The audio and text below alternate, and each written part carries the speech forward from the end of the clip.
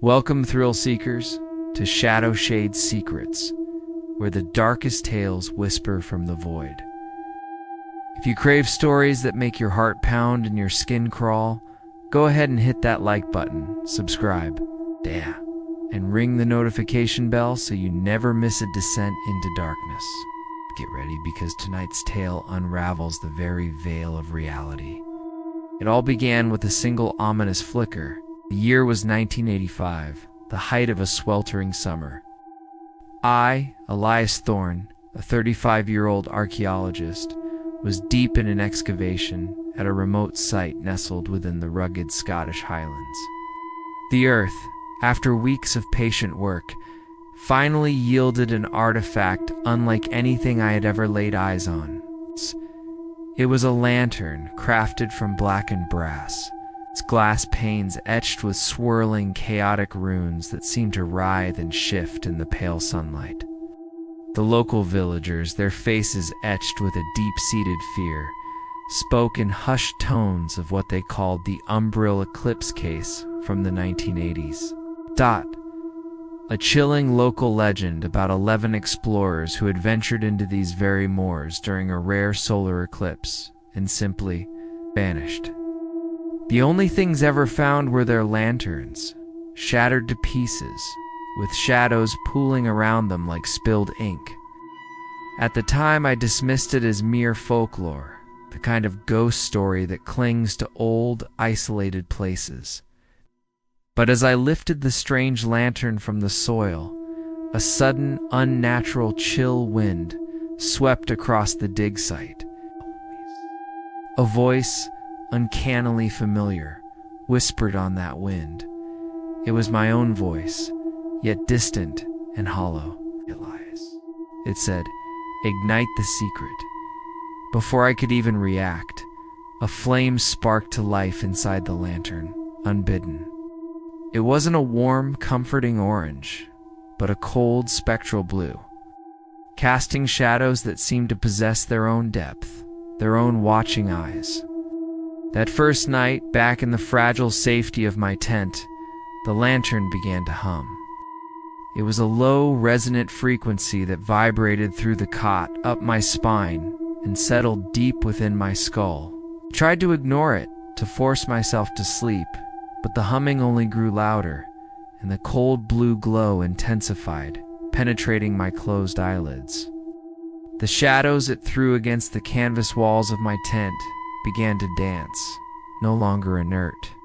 They twisted and warped, elongating into grotesque, human-like figures. Then, the voice from the wind echoed again, this time from within the tent itself. The eclipse calls. In a surge of panic, I grabbed my water canteen and doused the flame. The light died, but the hum remained, a phantom vibration in the silence of the moors. Sleep, when it finally came, offered no respite. My dreams were a terrifying kaleidoscope of impossible sights, endless black voids where distant stars didn't twinkle, but screamed in silent agony.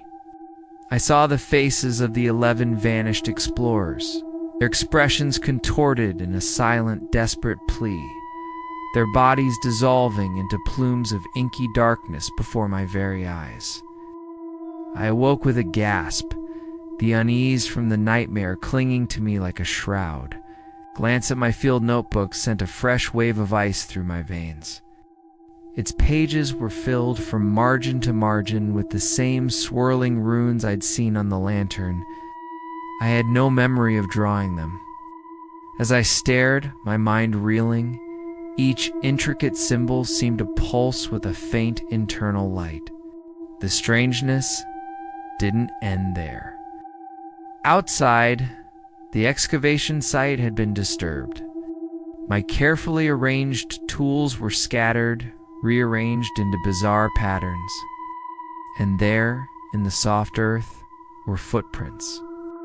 A single set leading from my tent and simply stopping in the middle of the clearing, as if their owner had been plucked straight into the sky. The whispers grew more frequent, more insistent. Every evening as dusk bled across the highlands, I felt an irresistible pull. The lantern, which I had tried to keep packed away, would somehow find its way into my hand. Its light, that cold blue fire, became a beacon in the encroaching fog, revealing spectral paths where none had existed before. I followed not by choice, but by a compulsion I couldn't fight. These phantom trails led me to ruins that were not on any map, ancient standing stones that shouldn't exist. Their weathered surfaces were covered in carvings that perfectly matched the runes on the lantern. The carvings told a horrifying story, a pictographic saga of a cosmic gaping maw, devouring entire worlds. The voice, my spectral twin, began revealing fragments of the truth. The lantern, it explained, was not just an artifact.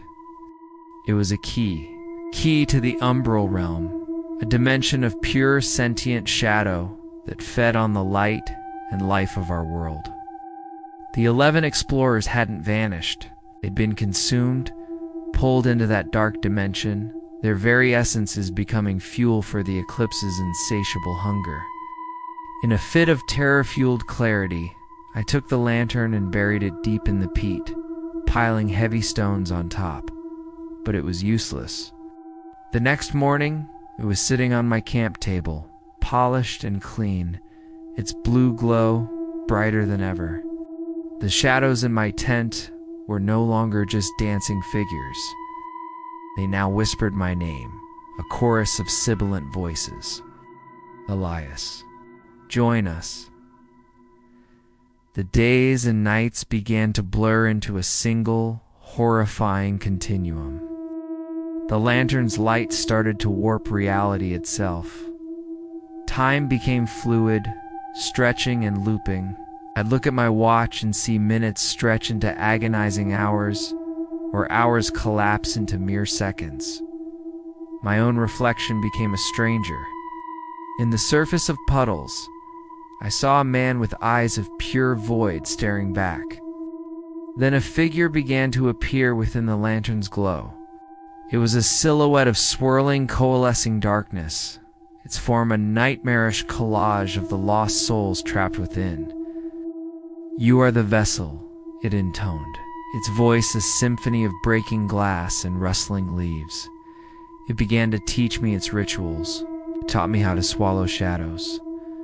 I would hold the lantern aloft under the moonless sky, and it would absorb the ambient darkness, flooding my mind with intoxicating visions of alternate lives. I saw myself as a king ruling a desolate empire, a beggar dying in a futuristic gutter, a star burning out at the edge of the universe. Each timeline was another thread in the lantern's cosmic web, and the power was exhilarating. I learned to manipulate the shadows around me, to shape them into fleeting companions, only to dissolve them back into nothingness with a thought. My tent was no longer just a tent. It had become a portal. The canvas walls rippled like water, and the whispers of the explorers grew clearer, their voices now begging me for release. The horrifying truth finally dawned on me. The lantern wasn't a tool to be wielded. It was a parasite. A predator from the umbral realm using human curiosity as its lure and its sustenance. The explorers were its fuel, their souls trapped within its cold flame, their stolen light powering the cycle of the coming eclipse. I confronted the dark figure, the avatar of the lantern's will, demanding my freedom, demanding it release the others. It only laughed, a chilling, multifaceted sound like 1,000 panes of glass shattering at once.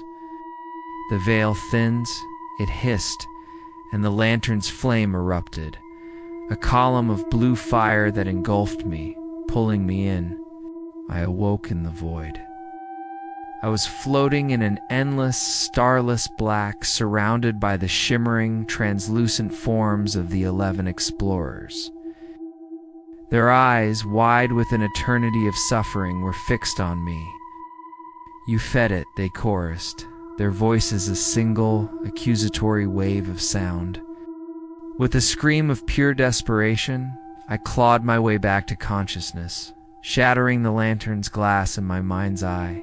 I came to in my tent, the real lantern whole and undamaged, its rhythmic humming now accompanied by a soft, steady ticking, like a clock counting down. Weeks have passed in this haunted isolation. The Moors have started calling to others. Hikers, scientists, wanderers, all drawn by the irresistible, ethereal glow of the lantern in the distance. My attempts to warn them away become lures, my voice twisting in my own throat, the words coming out as invitations. My journals, once filled with archaeological notes, now detail their arrivals and subsequent vanishings, each entry a confession written by a hand that is no longer my own. One night, a hiker managed to film me from a distance before she too was taken.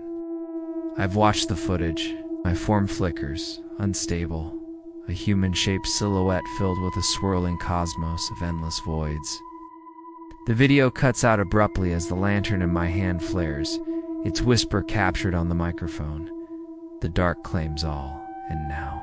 As I write these last words, the lantern pulses beside me, its light tracing the end of my story onto this page. My reflection in its brass casing is nothing but a void. My thoughts are no longer my own, but a labyrinth of echoes from the souls it has consumed.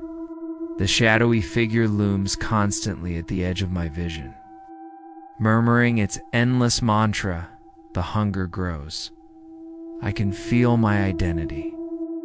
The man named Elias Thorne, dissolving, fragmenting, being replaced by an endless, hungry night.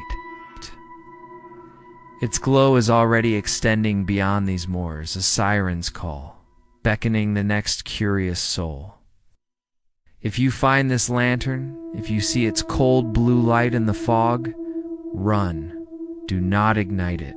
Do not even touch it, because its pulse is a heartbeat, and it might just swallow you whole. What a chilling journey. If you made it through to the end, show some love with a like. Subscribe to Shadow Shade Secrets for more tales from the abyss, and be sure to hit that bell. Let us know in the comments. Would you resist the lantern's power, or would you embrace it? Till next time, see you in the shadows.